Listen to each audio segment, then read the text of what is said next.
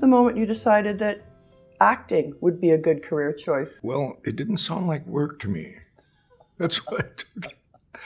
I don't know. I was working with my old buddy, the late Kelly J. from Crowbar, and we had a 4-track pre-production recording studio in Ancaster. And I became the engineer there and worked it, and we built the studio up. And one day this guy came over and he said,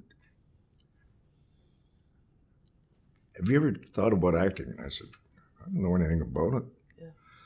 So he said, here's the script. And I said, "What's this?" And he says, "It's a script." And I said, "Well, I don't know what a script is. What do you do with it?" And he said, "Just read it and see what you think." Okay, but he kept coming over every day, bothering me. And one day, I heard his car pull up the driveway. I turned the lights out, and I sat there in the dark. And he's knocking on the door, and he said, "I know you're in there. I can hear you breathing."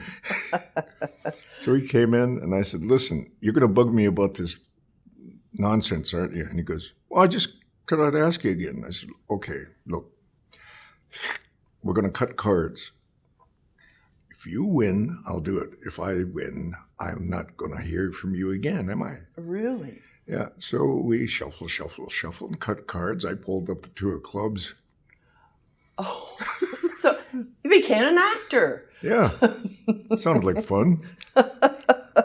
Let's talk about your career a little bit. Given almost or over 200 roles at this point, you must have some good advice to give other young people coming up. What would you tell them about acting as a profession?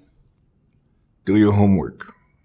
Show respect to anybody who works on a film, because you're no better than anybody else. And if you don't show respect, they won't give you respect. So just learn that. Do your homework.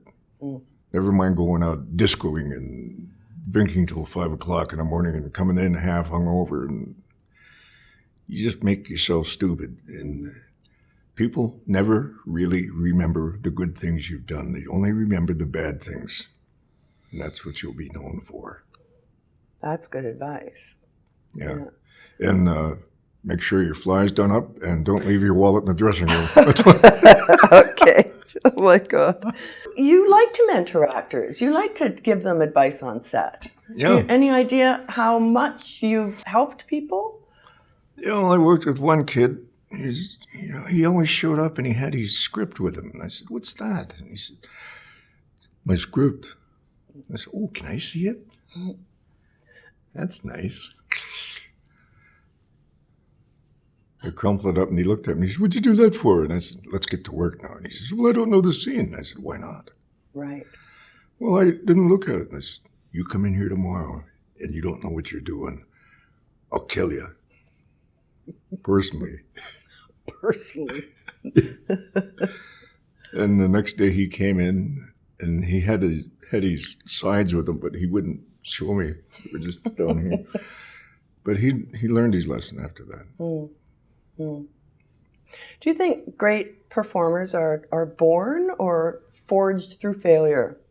Born stupid. Great performers are somebody who they learn things. They learn things by my best acting teacher was a park bench. I'd sit there and just watch people when I wasn't working and just try to make up ideas. Where's this guy going? Where's she going? Where's all these people going? What are they doing? And you make up scenarios about it. And that's the education that you need. You can't just go up in front of the camera and start reciting lines unless you know why you're saying those words. Because if you don't know what you're saying, then you look stupid. Right.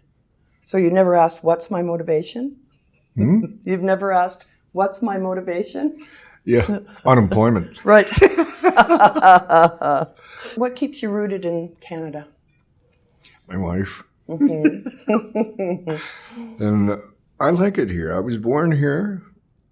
I live on what we call Turtle Island. That's all of North America. If you look at a map of North America, it looks like a turtle. if you really look at it. If you have imagination, you look at it and it looks like a turtle.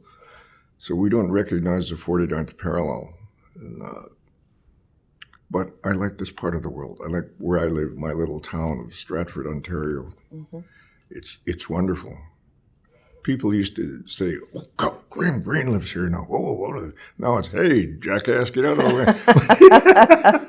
I remember watching you the first time on stage in Dry Lips, and all the way to Stratford when you were in Shylock and Of Mice and Men. And why was Stratford a goal for you? Because it was there. And I thought, what the hell? Richard Manette, the late Richard Manette, he's late, everybody's late. But anyway, he was there in a restaurant we were sitting at, my wife and I, and he went out for a cigarette because he always had a cigarette hanging out of his mouth.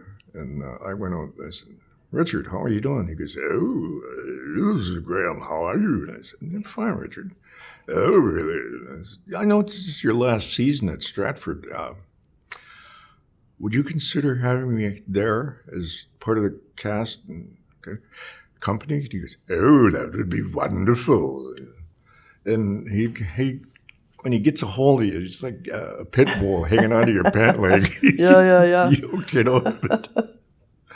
Oh, but it was. I needed the discipline of theater. I needed the discipline of theater because I was forgetting about it. Theater it's discipline. It's real discipline and hard work. And the kids there that got out of the school that they're having there, they'd see me going up to the warm-up classes and voice classes, and they'd go, "What's he doing?" And one kid says, you take all these warm-up classes and voice classes. And I said, "Yes, because they're free."